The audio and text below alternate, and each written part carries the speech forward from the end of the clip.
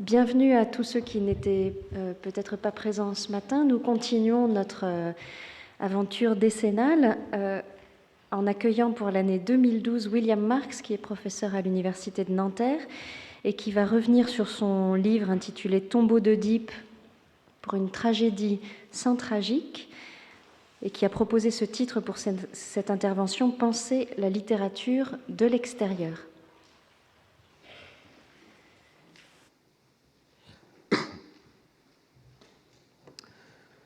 Merci Marielle, et merci aussi à Antoine Compagnon et à son équipe pour cette invitation et pour l'organisation de ce très bel événement. Je suis extrêmement honoré de me retrouver ici dans cette enceinte et devant vous tous pour parler de littérature et pour parler du Tombeau d'Œdipe. Alors, pour parler du Tombeau d'Œdipe, j'aurais pu me contenter peut-être des 4 phrases très synthétiques écrites sur ce livre par Madame Pénélope Fillon dans la Revue des Deux Mondes pour un prix qui a fait débat, mais j'ai pensé qu'il était peut-être un peu nécessaire ici de développer un peu davantage. Je commencerai donc par une proposition simple, trop simple peut-être. S'il y a presque une infinité de façons d'envisager les œuvres littéraires, il n'y a peut-être, en revanche, que 2 façons, et 2 seulement, d'aborder la littérature elle-même. Je veux dire la littérature en tant que littérature, à savoir considérée comme un ensemble d'objets langagiers dotés de propriétés communes et régis par des règles constitutives particulières. Soit, première façon, on aborde la littérature de l'intérieur, en acceptant par principe les règles de ce jeu, en essayant de jouer à ce jeu au mieux, quitte à transgresser finalement ces règles, à tricher un peu avec elles ou à les subvertir.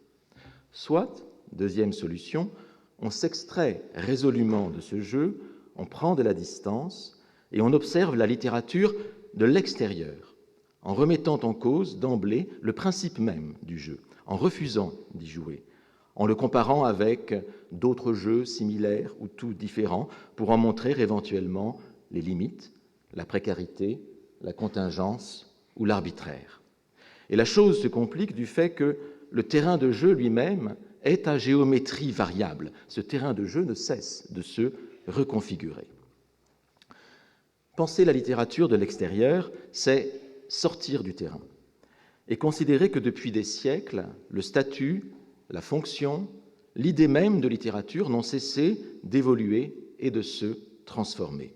Et c'est pourquoi je m'efforce dans mes travaux de construire par petits bouts ou selon des perspectives particulières ce que j'appellerais volontiers une histoire différentielle du concept de littérature, de manière à provoquer chez le lecteur contemporain un sentiment d'étrangeté par rapport à lui-même, à remettre en cause ses habitudes trop assurées et, plus généralement, à déstabiliser ses systèmes de valeurs et sa vision du monde, ou je dirais aussi nos systèmes de valeurs et notre vision du monde.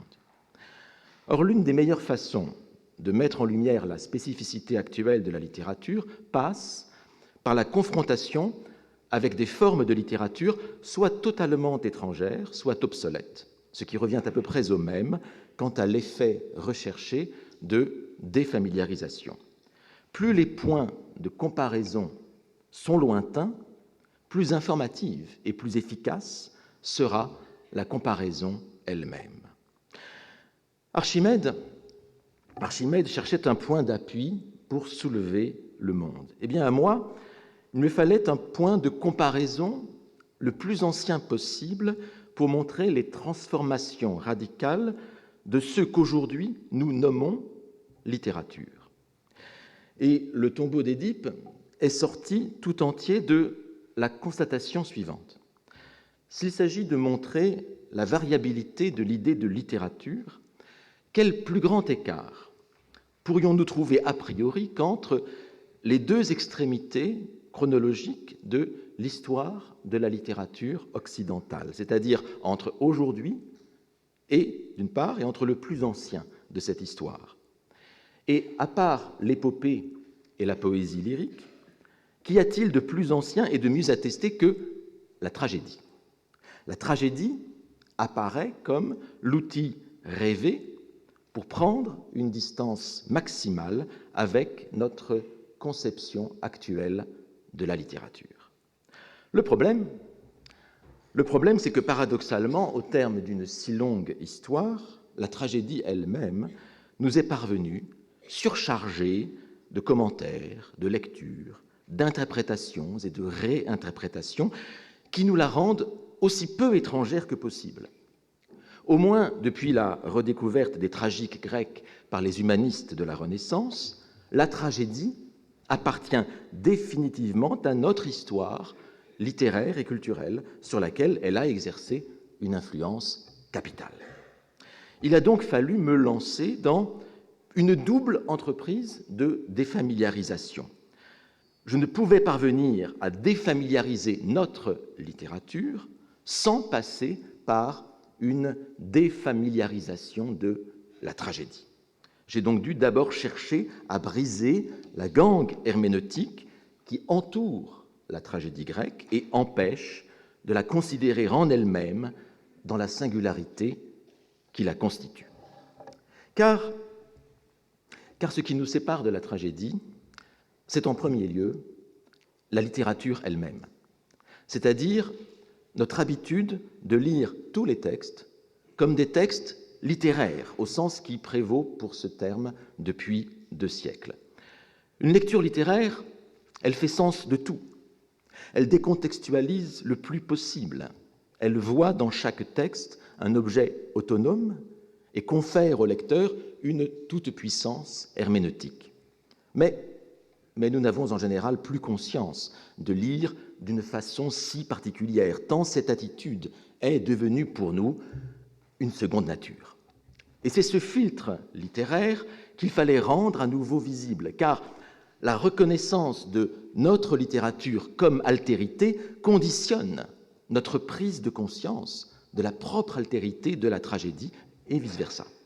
Et voilà comment un projet sur les mutations de notre idée actuelle de la littérature a donné finalement un livre sur la tragédie grecque, dans l'idée que dégager la tragédie de tous les préjugés dont nous l'embarrassons devrait permettre, à la fin du processus, de retrouver l'objet tragédie, non pas dans sa vérité première, car je crains fort que ce ne soit impossible, mais du moins dans la conscience de ceux qui nous en séparent, ce qui ne serait pas un mince résultat.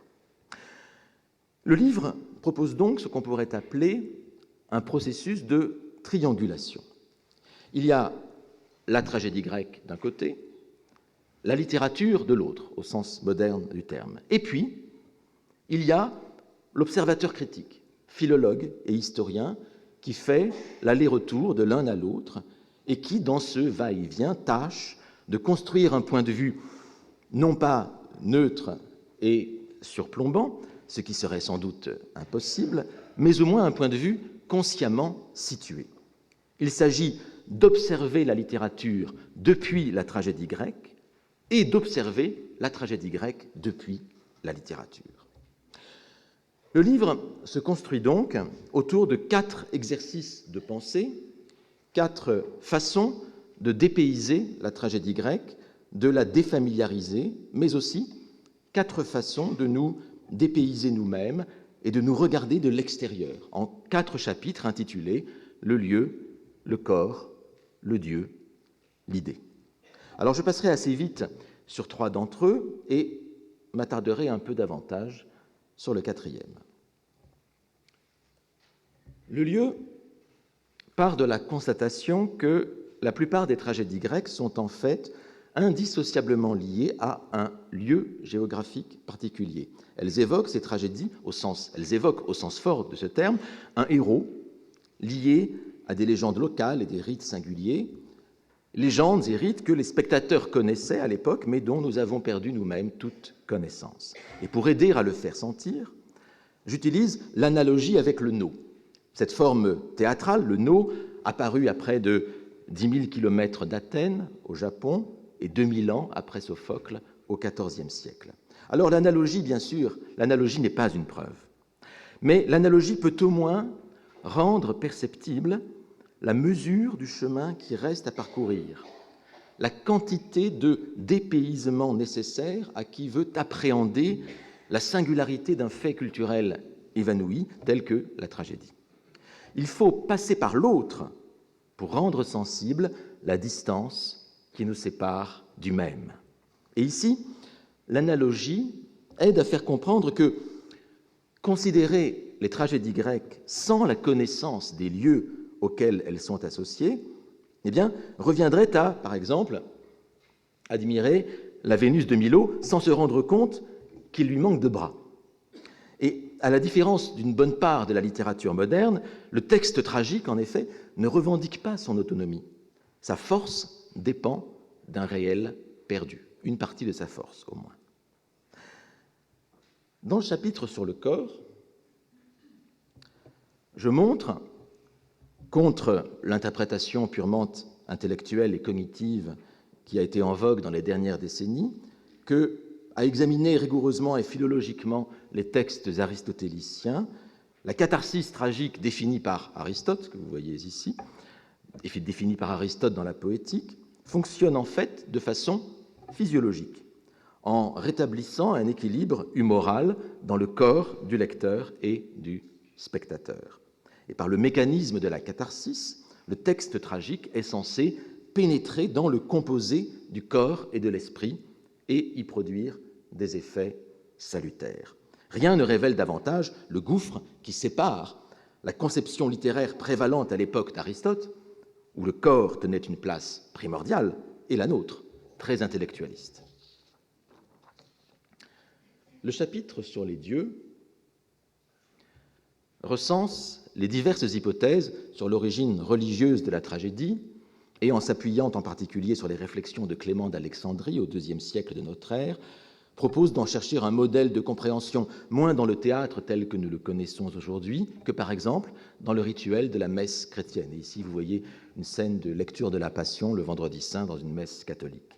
Manière encore de défamiliariser ces œuvres antiques et d'en trouver des analogues, faute d'y avoir accès directement, empêchés que nous le sommes par une littérature moderne qui s'est en grande partie construite contre le sacré. L'absolutisation de la littérature au cours du XIXe siècle a en effet coïncidé avec la désacralisation du monde.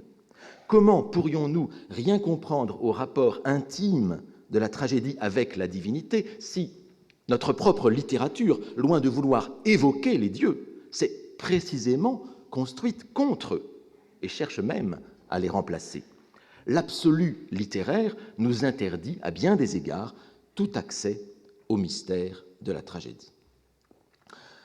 Rapport au lieu, action sur le corps, évocation du Dieu, ces mystères de la tragédie antique définissent comme en creux ce que n'est pas notre art du langage, qui ne connaît ni lieu, ni corps, ni Dieu. Et c'en est même la raison d'être. La littérature, au sens moderne du terme, naît en se séparant de tous les liens qui l'attachaient au monde sensible et suprasensible. C'est l'art délocalisé et intellectualisé par excellence. Alors, j'aurais pu m'arrêter là et laisser le lecteur sur ces interrogations qui me paraissent déjà suffisamment significatives. Mais je ne saurais reprendre ici ce livre sans en signaler ce qui me semble l'un de ses apports les plus originaux et les plus positifs, susceptibles de modifier de manière assez radicale notre compréhension de la tragédie grecque. Et cet apport est d'autant plus étonnant qu'il se fonde sur des observations fort simples qui auraient dû être faites depuis longtemps. Mais nous savons bien, depuis Edgar Poe et sa lettre volée, que le plus visible n'est pas toujours le plus évident. Et l'argument part d'un questionnement sur la pertinence ou non du concept de tragique développé dans la philosophie allemande à partir de la fin du XVIIIe siècle pour décrire la tragédie grecque. L'idée du tragique est-elle adéquate à la réalité des tragédies? Ce qui frappe en effet, c'est l'incapacité dans laquelle nous sommes de dire toute la diversité des tragédies qui furent représentées dans l'Antiquité grecque. Notre connaissance de la tragédie s'appuie pour l'essentiel sur 32 pièces d'Échille, Sophocle et Euripide, ce qui est vraiment très peu par rapport à l'œuvre de ces auteurs. Ainsi, n'avons-nous que 7 tragédies de Sophocle sur les 123 qu'il aurait composées, et les proportions sont comparables pour les 2 autres auteurs. Là, vous voyez en rouge les colonnes qui correspondent aux tragédies conservées, et en bleu, celles qui ont été l'ensemble des tragédies de ces 3 auteurs. Mais c'est rien, donc, par rapport à l'œuvre de ces 3 auteurs, mais c'est encore moins par rapport aux centaines, voire aux milliers de tragédies produites dans la période, puisqu'il n'y avait pas que Sophocle, Euripide et Échille. En fait, et ici, je vous montre l'ensemble des tragédies qui ont été représentées dans la période aux Grandes Dionysies à Athènes, et en rouge, vous avez seulement les tragédies préservées. On peut aisément calculer que nous ne disposons que de 1 ou 2% du corpus total. Le naufrage est donc colossal. La question est donc double. Une de fond. Dans quelle mesure nos 32 tragédies sont-elles représentatives du corpus global? Et puis il y a une seconde question subsidiaire. Peut-on répondre à cette question en l'absence précisément de ce corpus perdu? Alors le problème a beau paraître insoluble, il n'a jamais gêné grand monde. L'habitude a toujours été de faire en gros comme si les tragédies conservées étaient les plus dignes de l'être, sans trop s'inquiéter de la fragilité de cet acte de foi. La seule chose que nous a apprise la philologie, c'est que la plupart de ces tragédies dérivent d'un choix scolaire datant de la fin du IIe siècle environ de notre ère, dont la tradition s'est maintenue dans les manuscrits byzantins, une sorte d'anthologie, disons, qui nous serait parvenue sans aucun mode d'emploi ni d'indication sur les critères de sa constitution. Alors, sachant le caractère arbitraire de toute anthologie, par force, il y a là de quoi sérieusement se faire du souci quant à la représentativité de notre corpus. Mais comment démontrer ce caractère arbitraire sans corpus de référence? Or, ce corpus de référence, il est là, devant nous, sauf que jusqu'ici, on ne s'était pas aperçu de son existence. Il s'agit de 8 tragédies d'Euripide transmises par une toute autre voie que le choix scolaire, des tragédies que les spécialistes appellent communément les tragédies alphabétiques, parce que leurs titres se suivent dans l'ordre alphabétique du grec. Et une telle bizarrerie s'explique par le fait que ces tragédies alphabétiques reproduisent quelques rouleaux d'une édition complète d'Euripide, dont les œuvres étaient, selon l'usage antique, classées alphabétiquement. Mon hypothèse est la suivante. Le fait que ces 8 tragédies d'Euripide soient issues non pas d'une sélection arbitraire comme les 10 autres, mais du pur hasard de l'ordre alphabétique, ce fait-là change tout. Il est possible, en effet, de les considérer comme un échantillon statistiquement représentatif des tragédies d'Euripide, puisque cet échantillon a été constitué de façon totalement aléatoire. Et la comparaison des tragédies du choix scolaire avec ce corpus de référence est tellement édifiante qu'elle me surprend encore moi-même aujourd'hui. Lorsque vous vous rendez compte, par exemple, que presque toutes les tragédies alphabétiques ont un dénouement heureux, c'est celle que vous voyez en bleu ici, tandis qu'il est malheureux dans presque toutes les autres, vous voyez la différence entre les 2 premières colonnes, eh bien, vous comprenez d'un seul coup que le choix qui nous a transmis les autres tragédies n'a pas été neutre. De manière inespérée, donc, les tragédies alphabétiques d'Euripide nous fournissent un accès à la partie immergée de l'iceberg, c'est-à-dire à toutes les tragédies qui n'ont pas été retenues par le choix du IIe siècle. D'où au moins 2 enseignements majeurs à tirer. Premier enseignement, on ne peut plus faire comme si notre corpus reflétait fidèlement la totalité des tragédies de la période. Si paradoxal que cela paraisse, il faut maintenant s'habituer à l'éventualité qu'une grande partie des tragédies ait pu finir bien. Et c'est une enquête que j'ai moi-même poursuivie, au-delà du livre, mais elle est un peu présente dans le livre, que j'ai poursuivie ensuite, en m'appuyant sur les fragments tragiques. Et quand on regarde les fragments tragiques, quand ces fragments nous permettent d'inférer le dénouement, eh bien on a une confirmation que une moitié environ des tragédies antiques avaient probablement un dénouement heureux, et donc qu'elles n'étaient pas tragiques au sens moderne du terme. Je publierai ces résultats dans un prochain livre, je pense. D'où l'idée, exprimée dans le sous-titre du livre, que, pour une tragédie sans tragique, que la tragédie antique doit être considérée sans le concept moderne du tragique. Le second enseignement, c'est que notre corpus est en fait biaisé idéologiquement et esthétiquement. Il est le produit d'une sélection non seulement partielle, mais partiale. Et peut-être, alors ce serait trop long de l'expliquer ici, et peut-être, c'est mon hypothèse, d'inspiration stoïcienne. Une inspiration stoïcienne qui, en privilégiant les dénouements malheureux, a notamment préparé toute la conceptualisation moderne autour de l'idée du tragique. Et cette idée moderne du tragique est en grande partie, en fait, un artefact de la transmission des textes. Et ce qui est vrai de la tragédie grecque l'est aussi de toute la littérature antique. Notre corpus est pour la plus grande part le produit d'une transmission sélective dont nous ignorons la plupart du temps les critères. Et ce constat doit nous conduire à la plus grande prudence avant d'opérer toute interprétation et toute généralisation en cette matière. Car il nous faut prendre conscience que la majeure partie de ce que nous lisons de l'Antiquité a déjà été lu, choisi et préparé pour nous par d'autres que nous. Et c'est une conscience, je dirais, douloureuse, une conscience douloureuse qui nous prive de la croyance illusoire en un accès immédiat au texte. Sans cette prise de conscience, nous resterons de simples jouets de la tradition manuscrite et de ceux qui l'ont constituée au fil des millénaires. Nous resterons les victimes passives d'un filtre qui s'est interposé entre les œuvres et nous. Nulle réflexion sur la littérature antique ne peut faire l'économie d'une prise en compte de l'histoire des textes, et de quoi il faut tirer une leçon de modestie épistémologique, qui a peut-être un peu à voir avec ce que disait Pierre Bayard ce matin. La connaissance très partielle que nous avons des textes anciens, dont nous avons perdu la plus grande part, doit nous inciter à forger ce que j'appellerais un état probabiliste et sceptique de la connaissance et de la discipline. Un état probabiliste et sceptique éloigné de toute affirmation péremptoire. Le probabilisme doit avoir sa part dans les études littéraires.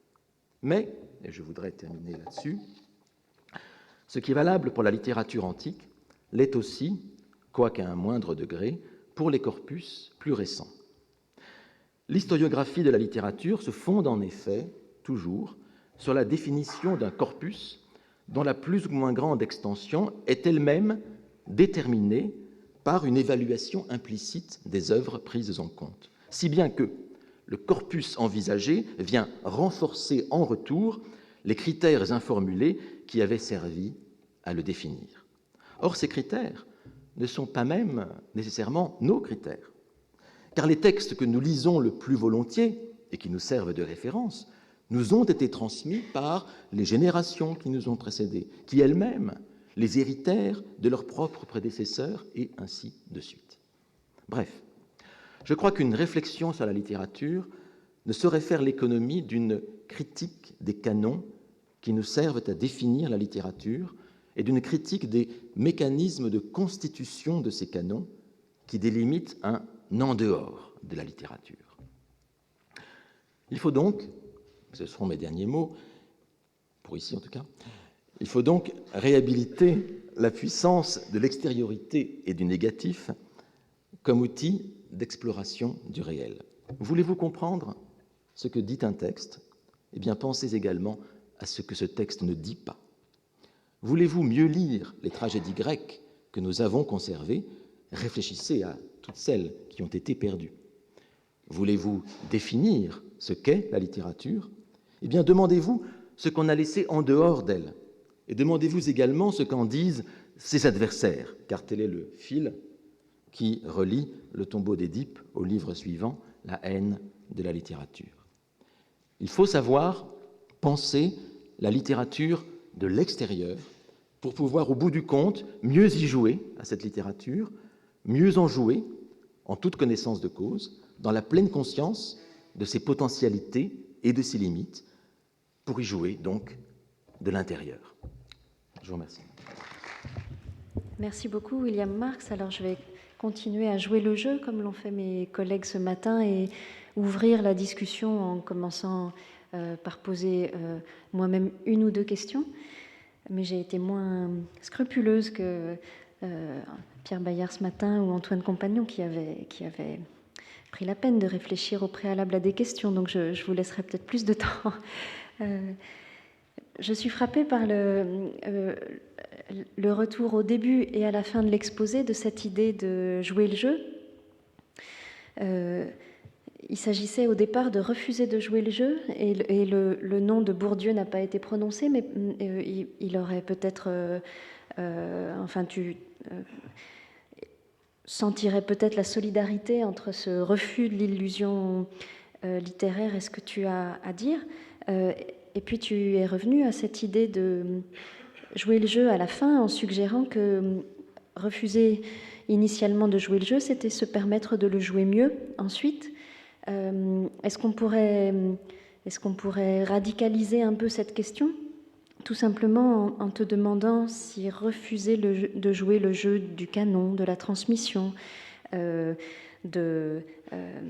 disons de l'augmentation herméneutique patiemment construite par les textes, permet de sortir sur un tout autre terrain et permet de jouer un tout autre jeu que le jeu littéraire. Est-ce qu'il y a une démarche de cet ordre-là? Refuser de jouer le jeu, sortir du terrain, mais pour aller où? Pour poser quelles questions, en fait, soit à la littérature, soit avec elle à d'autres dimensions. Merci. Je dirais volontiers, ça pourrait très bien être des questions comme du type que celle que tu poses de ton côté, c'est-à-dire effectivement l'idée de faire rejoindre la littérature et un vécu, une expérience existentielle et le réel, c'est quelque chose qui me semble extrêmement important à faire aujourd'hui. Et je pense que le type d'interrogation que nous avons, une bonne part, peut-être tous, ici autour de l'objet littéraire, est lié à ce sentiment que peut-être nous devons reconnecter en quelque sorte la littérature à quelque chose d'autre, à un autre qu'elle. Ce qui n'est pas détruire la littérature, mais ce qui est précisément faire cette reconnexion. Nous sommes tous, enfin, je ne peux pas parler pour les autres, ce ne serait pas possible, mais tu as cité Pierre Bourdieu, et effectivement, l'idée de défaire, de montrer comment les règles se sont constituées, ça me semble indispensable. Et donc, il me semble qu'il y a là une démarche épistémologique. Si tu veux, je considérerais cette démarche comme étant, se faisant en plusieurs étapes. Et je pense qu'il serait un petit peu peut-être dommageable de vouloir dire que approcher la littérature ne peut se faire que d'une seule manière. Dans une première version du texte, qui était beaucoup trop longue pour aujourd'hui, je disais qu'en fait, effectivement, quand même l'intérêt de notre rapport à la littérature, c'est d'abord d'entrer dans les textes, comme nous le faisons tous en tant que lecteurs naïfs, parce que nous sommes malgré tout les héritiers et les fils et les enfants de notre temps, de ce rapport à la littérature. Il ne s'agit absolument pas de modifier, du moins d'annuler cela, de faire en sorte que nous ne soyons pas ce que nous sommes. Mais en revanche, en tant que développant une science, un savoir sur la littérature, effectivement, pour moi en tout cas, il me semble important de sortir pour voir comment ces règles sont constituées. Bourdieu l'a fait, et on peut effectivement développer, au-delà d'une interrogation proprement sociologique, quelque chose qui soit de l'ordre d'une interrogation plus historique sur la constitution des corpus. Alors, pour déboucher sur quoi? Pour déboucher sur un autre... Alors, à la fois, je dirais, un meilleur rapport au texte, c'est-à-dire parce que je pense que l'enrichissement que nous faisons, que je propose de faire, par exemple, sur la tragédie grecque, par le rapprochement avec le nous, c'est quelque chose qui nous sert à penser la tragédie, mais qui nous sert à penser tant de choses également. C'est-à-dire que quand on a fait l'expérience du no, et c'est une expérience qui est à la fois une expérience textuelle, mais aussi pour moi une expérience existentielle, c'est-à-dire que quand j'ai vu, la première fois que j'ai vu du no au Japon, et que j'ai vu l'acteur principal, le Shité, s'avancer solennellement sur le pont qui mène sur la Seine, j'ai eu un sentiment que quelque chose là se passait, que je n'avais jamais vu se passer auparavant, et qui est une sorte d'évocation des dieux, quelque chose qui était un rituel, qui était en cours. Et le fait est que ce no se jouait dans la cour d'un temple, en plein air, etc., pas du tout dans un cadre théâtral. Eh bien, cette expérience-là, qui est pour moi d'abord une expérience... alors qui est à la fois esthétique, de type épistémique, enfin qui aboutit sur donc une réflexion sur les objets de théâtre et de littérature de manière générale, cette réflexion-là, elle informe totalement à la fois mon rapport à la tragédie, mais aussi aux autres textes. Donc, comment dire, je pense que l'extériorité n'annule pas l'intériorité que nous pouvons avoir avec les textes. Donc, il s'agit de peut-être que nous sommes arrivés à un moment où il y a un point de jonction où nous pouvons penser ce genre de choses plus qu'il y a peut-être quelques décennies, parce que nous sommes peut-être un point tournant d'une évolution, on en parlait tout à l'heure pour l'histoire de la langue littéraire, un point tournant de l'évolution de la littérature, qui sait. Mais il ne s'agit pas de jeter le bébé avec l'eau du bain, certainement pas. Au contraire, il s'agit d'enrichir plutôt par tout cela notre propre expérience littéraire. Peut-être une deuxième question. Il y a eu plusieurs propositions pour dissocier dans les dernières années, pour dissocier la tragédie du tragique. Et puis, de façon plus vaste, ces phénomènes de dérivation qui font on dit qu'il ne faut pas confondre le surréalisme avec l'espèce d'assèchement de l'adjectif surréaliste dans son usage courant aujourd'hui, où il ne faut pas confondre le romantisme comme phénomène historique et esthétique considérable avec le devenir de l'adjectif romantique. Est-ce qu'on peut comparer tous ces phénomènes de dérivation et suggérer qu'il n'y a pas là seulement des erreurs à redresser, mais aussi, enfin tu l'as suggéré, des histoires, enfin des transformations de ce qu'on attend des textes, de la façon dont des catégories esthétiques servent à qualifier ce qui survient, etc. C'est frappant, ces affaires de dérivation, à la fois comme erreur à redresser et en même temps ferment de production de jugement. C'est très juste ce que tu dis là. La vie des textes fait partie de la vie des idées. Et que les textes enrichissent l'expérience existentielle, tu l'as dit ce matin.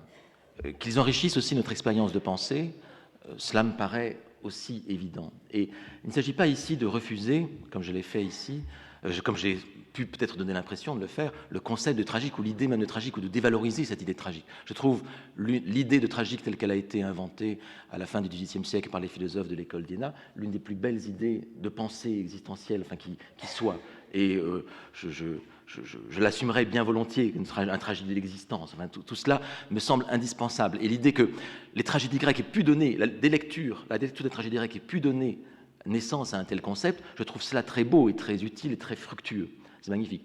Mon interrogation ici était uniquement pour dire que ce concept de tragique n'était peut-être pas adéquat à la réalité, à la diversité même des tragédies. Mais ce que tu dis est extrêmement juste. La littérature nous oblige à penser, et elle crée de la pensée. Tu parlais du surréalisme, il y a la question de la poésie, du poétique. Il est paru, alors c'est un peu de publicité, dans Fabula LHT, un numéro spécial, dédié précisément à cette question du poétique. J'ai donné un entretien sur l'histoire du concept de poétique. Et l'idée qu'il puisse y avoir qu'on ait pu, à partir de la notion des textes poétiques, de la poésie elle-même, créer ce concept d'état poétique qui déborde largement l'état, qui déborde largement les objets de langage, et qu'on peut appliquer à des objets artistiques, mais même à des expériences, comme tu disais tout à l'heure, qui consistent à regarder un paysage ou le vol d'une hirondelle. Cela dit quelque chose de très fort de la capacité qu'a cette expérience de langage de pouvoir nous aider à penser les choses. Alors, l'idée, c'est simplement, pour ma part, ce que je dirais, c'est qu'il faut savoir ce qu'on fait. Quand on parle de poétique, est-ce qu'on parle de poétique au sens large, comme un état physiologique de conscience, ou bien on en parle de manière étroite? Et donc, si l'on sait ce qu'on fait, très bien. Mais de toute façon, l'idée que l'on puisse, que les textes nous servent à forger des concepts, comme tu le fais magnifiquement dans tes propres textes, je trouve ça la plus belle preuve que cette littérature n'est absolument pas détachée de la réalité, de la vie, de la pensée, qu'elle est liée à la société aussi, et que tout cela nous aide à vivre et à penser, oui. Je crois que c'est l'un des destins de la littérature, c'est effectivement de pouvoir créer des concepts. Après, on peut s'interroger sur la pertinence ou non des concepts, mais c'est une autre question. Mais ce destin-là, il faut l'accepter en tant que tel. C'est audacieux de dire que la littérature est là pour créer ou le regard sur la littérature est là pour créer des concepts. C'est ce qu'on attend de la philosophie, normalement. Typiquement, la création conceptuelle ou l'affûtage conceptuel. Que la littérature serve à des philosophes pour créer des concepts, c'est ce qui s'est passé pour la tragédie. Et la littérature fait partie du réel. Et donc, on peut, j'imagine, forger des concepts à partir de la vie quotidienne, d'objets techniques. Les objets littéraires, que les contenus littéraires, que les formes littéraires aboutissent à faire penser et à créer des idées, des concepts, je crois que c'est leur destin en tant qu'objet du réel, mais ils sont plus qu'un objet du réel, ce sont quand même des objets de langage. L'idée qu'ils aient à faire avec le langage, c'est-à-dire avec ce qui nous constitue en tant qu'êtres humains, en tant qu'êtres pensants, fait que, quelle que soit la définition, et tout à l'heure j'ai pu donner l'impression de ne pas avoir, d'avoir une vision très distanciée, c'est un peu mon objet, de la littérature, mais il me semble assez fondamental, en tout cas, que c'est quelque chose qui a à voir avec du langage. Et que cette présence, cet langage qui est au cœur de la littérature, quoi que ce soit que nous mettions sous ce nom, ce langage qui nous constitue en tant qu'être humain, fait que la littérature, ces textes, ces objets, quels qu'ils soient, auront toujours une place considérable dans notre histoire individuelle et collective.